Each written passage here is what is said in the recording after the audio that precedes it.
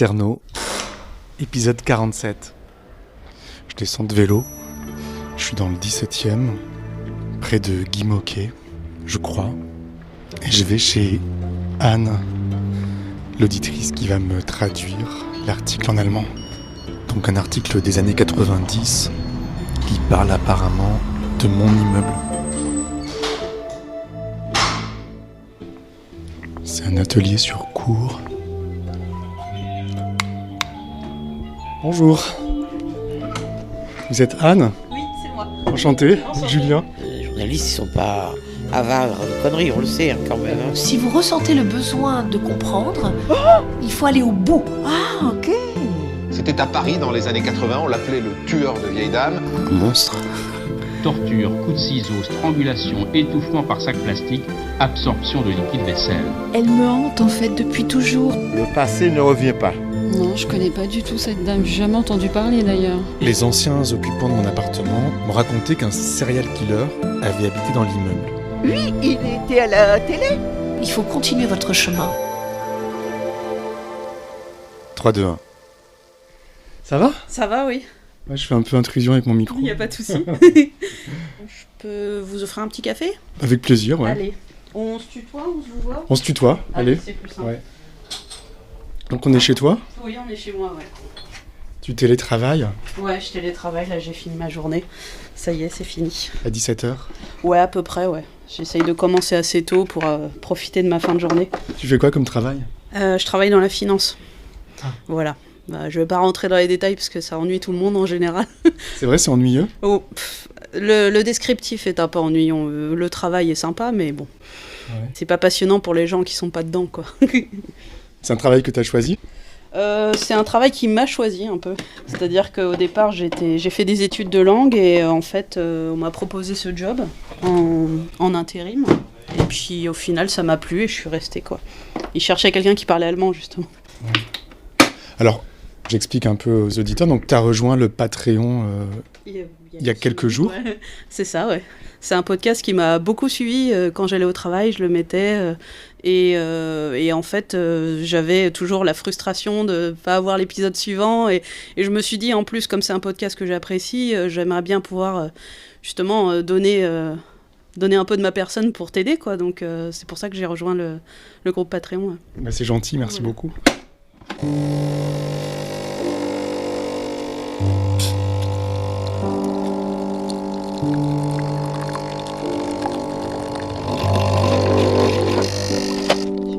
De l'eau.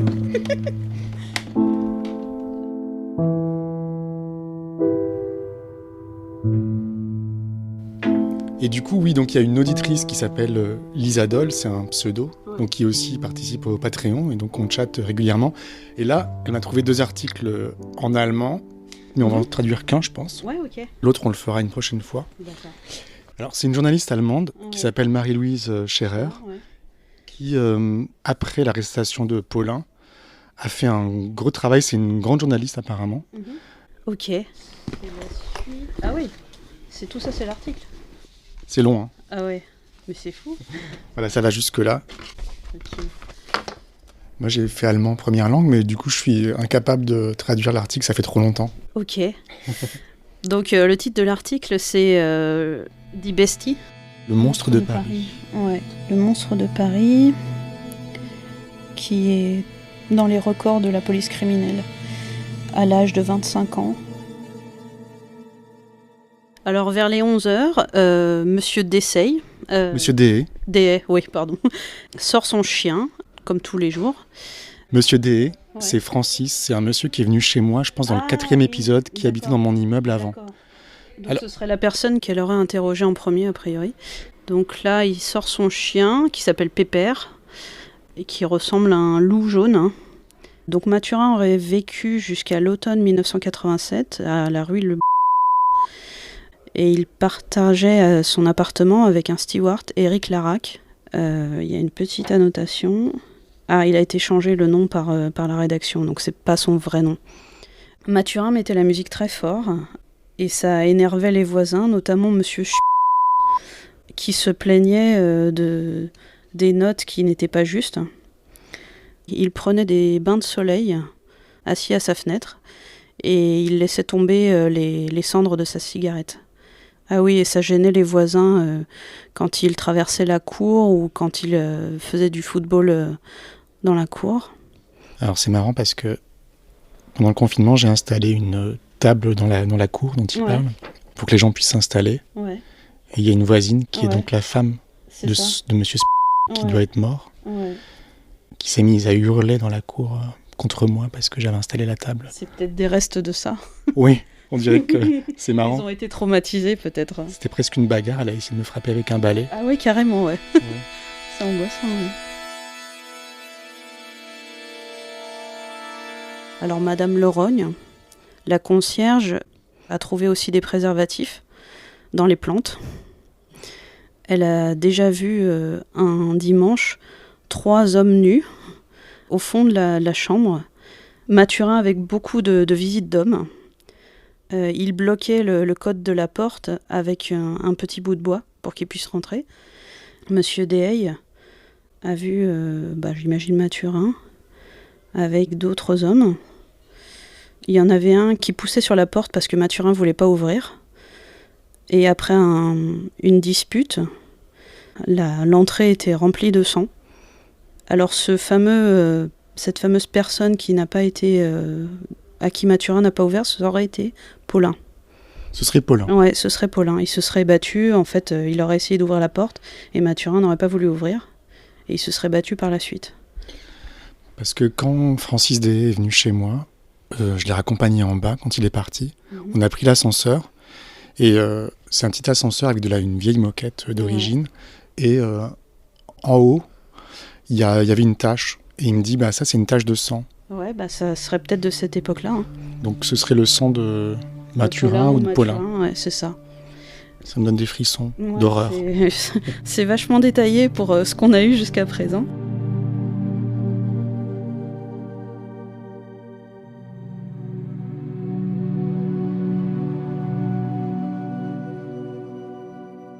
Après la bagarre qu'il y a eu, la paix est revenue dans l'immeuble. Mathurin a rencontré de nouveau Joséphine. Alors Joséphine, ils n'en parlent pas jusqu'à présent. Ah oui, donc c'était la danseuse grotesque. Alors j'imagine que grotesque dans ce sens-là, c'est plus burlesque à mon avis. Au Paradis Latin. Donc c'est le travesti dont parlait Claudine, qui s'appelait Thierry. C'est ça, et qu'on appelait Joséphine. Ils ont commencé à partager l'appartement. Et Mathurin... Donc l'appartement de Joséphine. Ah oui, il a déménagé, oui, c'est marqué là. Ouais. Oui, donc Mathurin déménage. Ouais, il déménage. Et il n'y a plus d'accident par la suite, en fait. Donc il a déserté l'immeuble. C'est ça, et a priori, il s'est aussi tenu plus sage par la suite. Il gagnait de l'argent comme caviste. Mathurin ? Ouais. Caviste, comment tu dis en allemand ? Ouais, Kellner. C'est le cellier, en fait. Donc... Ça me rappelle un mot roumain. Kellner en roumain, c'est serveur.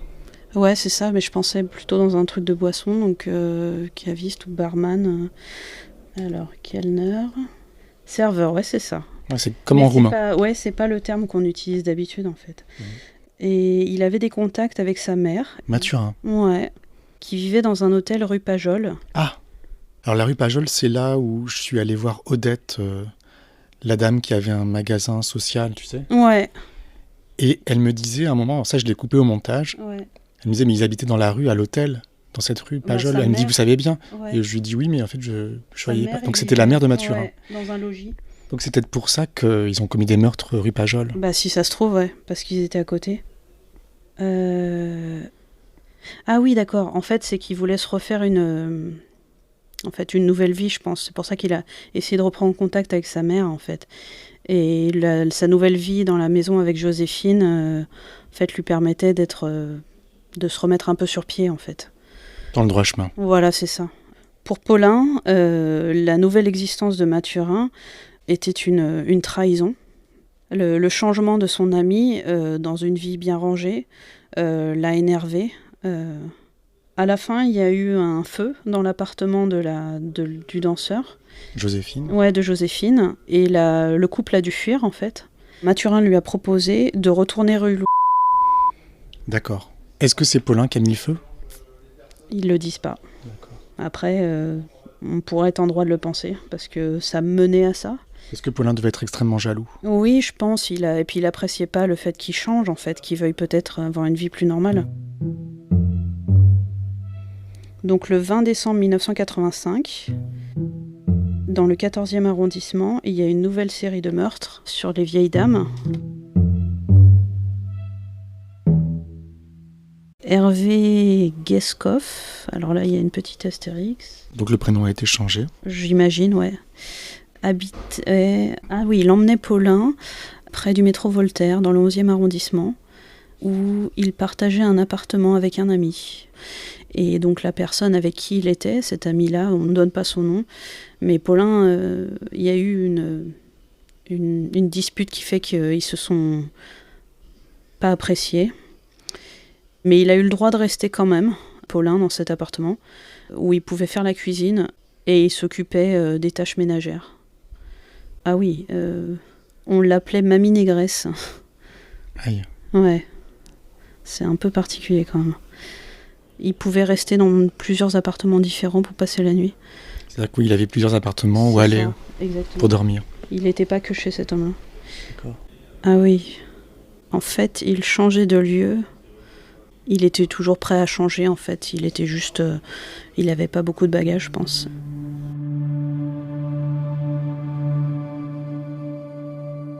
À la fin de janvier 1986, pour la 3e fois, il a frappé dans le même coin avec Virginie Labrette, qui était sur son chemin. Elle avait 76 ans. Elle était très petite et très fine. Le jour de sa mort, Monsieur Schiffer, un voisin, lui a dit « Ne sortez pas dans ce vent, Madame Labrette ».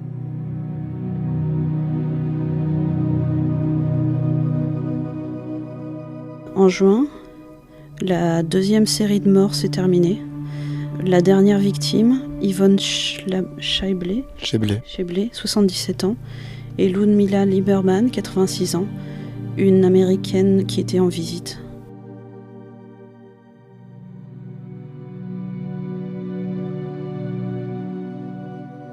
L'endroit où on a retrouvé Yvonne Scheible était au-dessus d'une crêperie, dans le 5e arrondissement, à la station de métro Jussieu.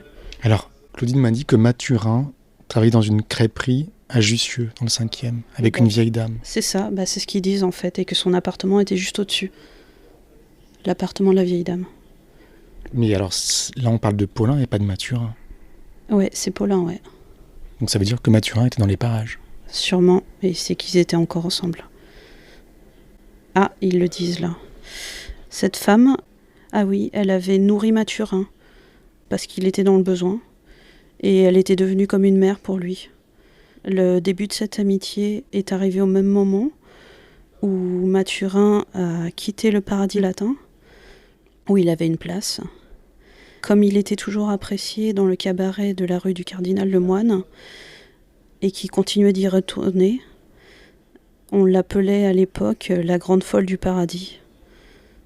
D'accord, et donc, de la suite du fait que Mathurin était ami avec Odette, Paulin a été embauché dans la crêperie. Ça avait l'air de bien se passer, et elle est devenue sa mère adoptive par la suite. Mais la mère adoptive de Paulin ou de Mathurin, du coup?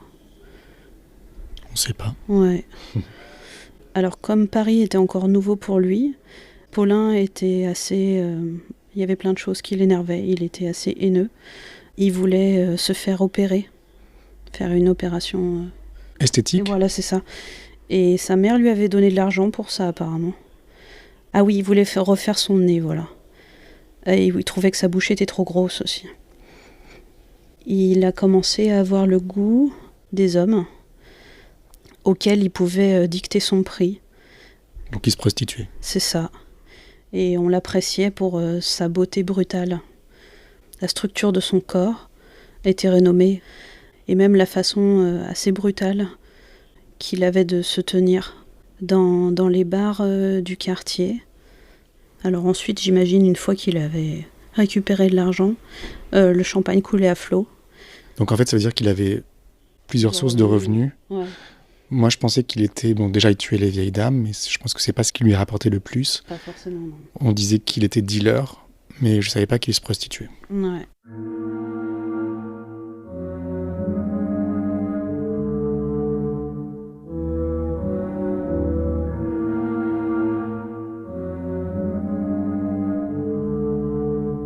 Paulin portait des lentilles de contact vertes.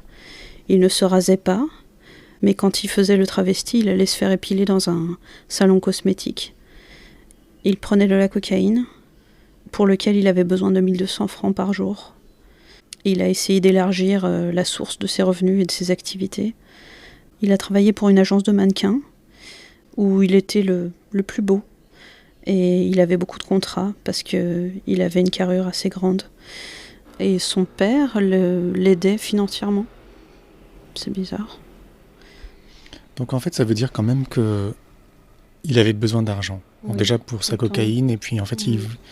il avait pas de travail vraiment, et C'est il ça. devait se débrouiller pour trouver de l'argent, quoi. C'est ça. Et différentes sources d'approvisionnement, a priori. Ouais. Alors après, il a appris qu'il avait le sida. Quand il a appris cette nouvelle, il a voulu rencontrer sa mère. Vous lui en parlez? Ouais. Il avait besoin d'un endroit où se reposer. Paulin portait des jeans noirs et un perfecto noir en cuir.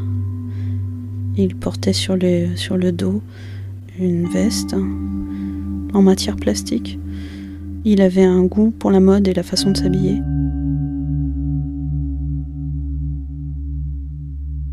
Sami Gemadine, c'est un Tunisien vendeur de vêtements pour femmes. C'est lui qui lui a fait sa coupe de cheveux. Il les a teints en blond ou peroxydés en fait, en 87, en novembre 87. Le 4 novembre. Le 4 novembre 87, ouais. C'est hyper précis. Ouais. Paulin le trouvait sensationnel. Là, il y a plein de photos, donc on voit... là, on voit Mathurin. Dans l'obscurité de la chambre. Ça, c'est une photo assez connue. Mm. Celle-ci est moins connue, mais je reconnais... Donc c'est Paulin. l'anniversaire de Paulin. C'est l'anniversaire au tour-tour. Mm. Parce qu'il a ce costume, avec sa cravate. Mm. Et ses pantoufles de chat. Ah oui, c'est vrai. Mm. Ah voilà, on parle de son anniversaire. Son 24e anniversaire. Et c'était une fête esquisse. Le 28 novembre, ça a eu lieu. Il avait invité plein de gens dans le restaurant Tour-Tour, rue Quincampoix. Il est connu là-bas. C'est là qu'il était serveur a priori pendant 3 semaines en octobre 85. Ah d'accord. Murat, qui avait 22 ans. Le nom a été changé. Ouais, il est étudiant de l'école de sciences politiques.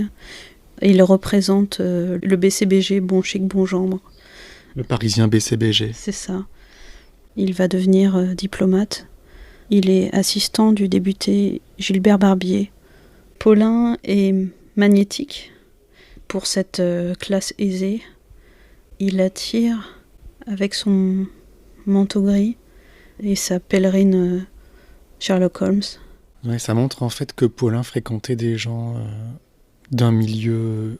Assez riche et assez en vue en fait.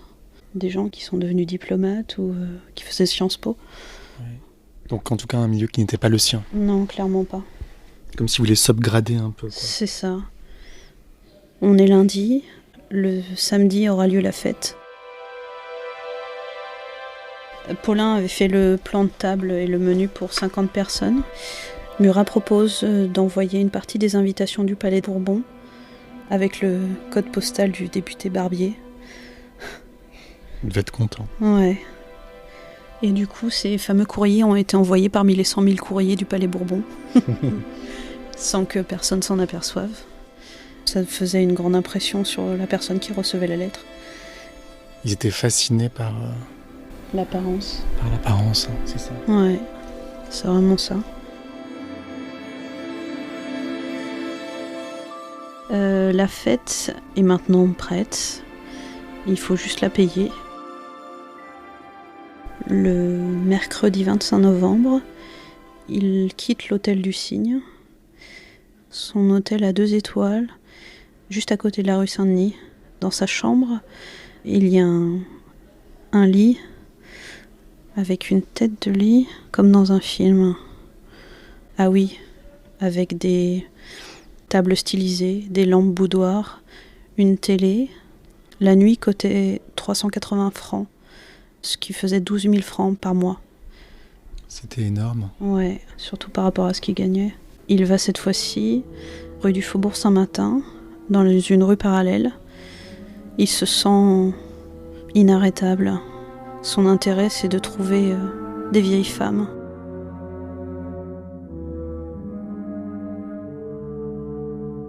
Son intérêt s'arrête sur Rachel Cohen. Rue du Château d'Eau. Ouais. Elle va dans le magasin cachère chez Jacques. Paulin l'observe à travers la vitrine. 2 maisons plus loin, Rachel Cohen achète une moitié de pain. Ensuite, elle sort du magasin. Elle est presque déjà morte. Paulin, jusqu'à midi, il peut encore se faire une autre victime. Et ensuite, aller visiter Mathurin, rue et laisser la mort sur son chemin. Semer la mort sur son passage. C'est ça. Ouais, donc en fait, il était toujours en contact et même ami avec Mathurin. Bah oui, Et il allait dans mon immeuble. c'est ça. Et ça, je savais pas. Il continue à lui rendre visite. Il prend la rue d'Alsace. Ah oui, donc c'est dans cette rue-là qu'est morte l'autre victime, parce qu'elle est morte vers les coups de midi. Berthe Finalteri. Elle était en train de se préparer des pâtes, et elle était devant son assiette. Peut-être était-elle assise près de sa fenêtre. Elle entendait peut-être les bruits du train. Là, il arrive. Mathurin. Ouais, Donc en fait, il est chez Mathurin. Il est chez Mathurin, il a quitté il a fini son crime, il va chez Mathurin. Il lui amène un café. Ils vont au tabac Le Balto, rue Caille. Il est déjà 2h de l'après-midi. Et Mathurin a envie d'un petit déjeuner. Et Paulin, lui, a pris un steak.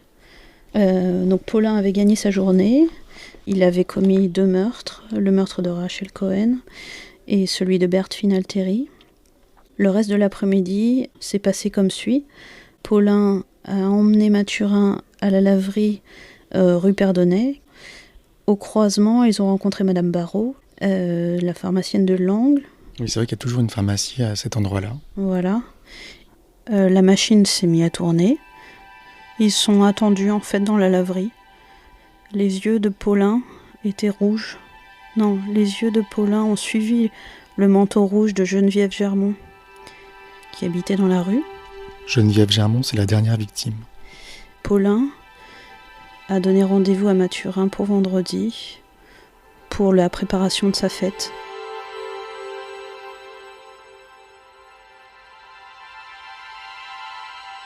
Le vendredi, aux alentours de midi, Paulin tue rue Caille, au numéro 22, la femme au manteau rouge. C'est la pharmacienne qui a découvert Geneviève Germont, alors qu'elle devait lui apporter des médicaments. Elle l'a trouvée, je pense que c'est étouffée avec un oreiller. Le vendredi soir, Monsieur Dehaye, Donc le Francis que j'ai rencontré. il est allé dans la laverie rue Perdonnet, et là il a rencontré Mathurin, son voisin. Il y a eu une confrontation à propos de son chien Pépère, qui était un sujet de discorde entre les deux. Et donc Mathurin a réagi de façon provocante en fait. Il a provoqué le fameux Dehaye. Malgré sa couleur de peau sombre, Monsieur Dehaye l'a traité de pâle. Ouais.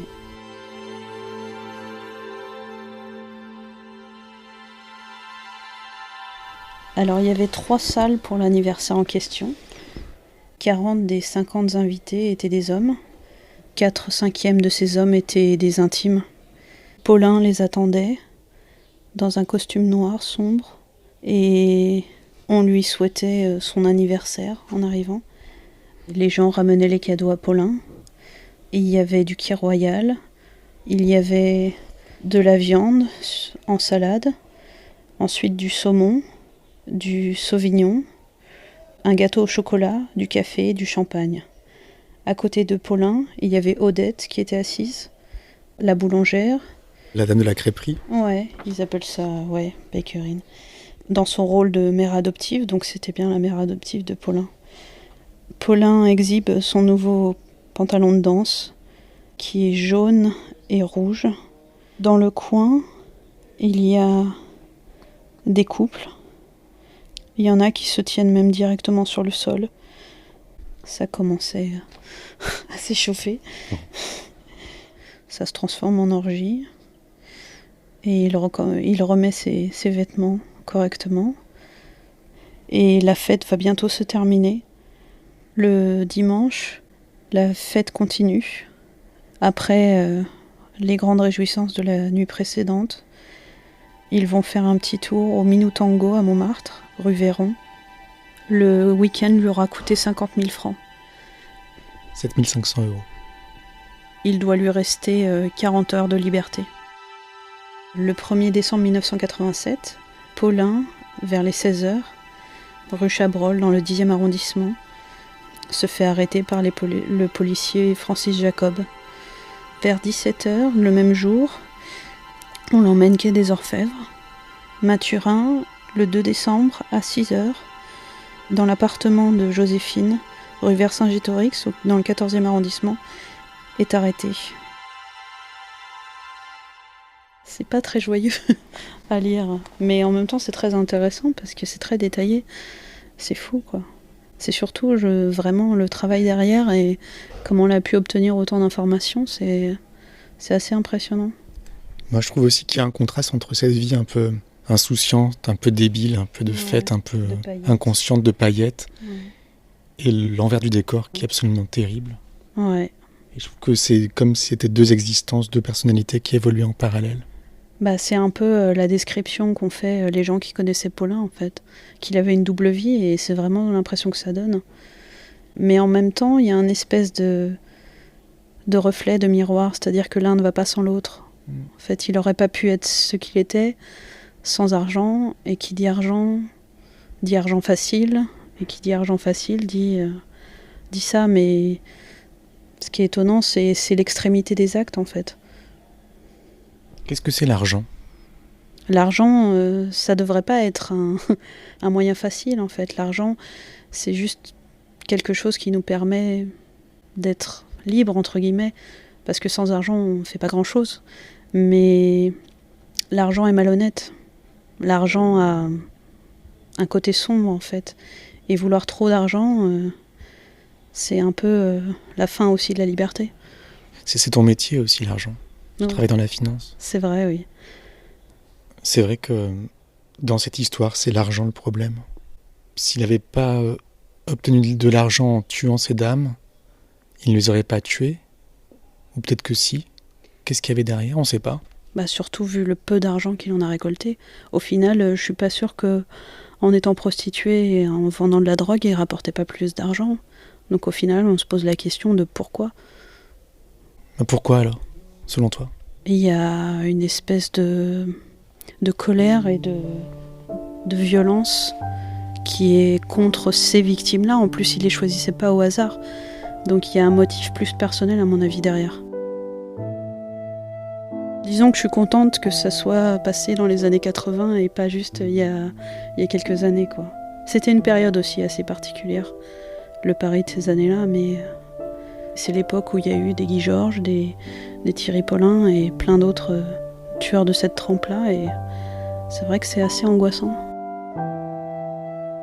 Et surtout que ce soit dans un quartier que je connais, dans des rues que je connais, c'est vraiment, ça paraît irréel en fait.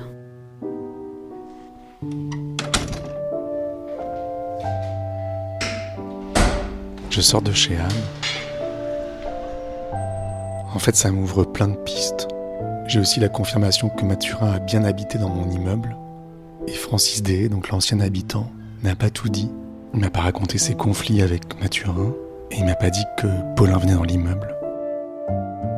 Je vais rappeler Francis. Et j'aimerais bien prendre rendez-vous avec lui. Chez lui dans le 16e. Pour éclaircir tout ça.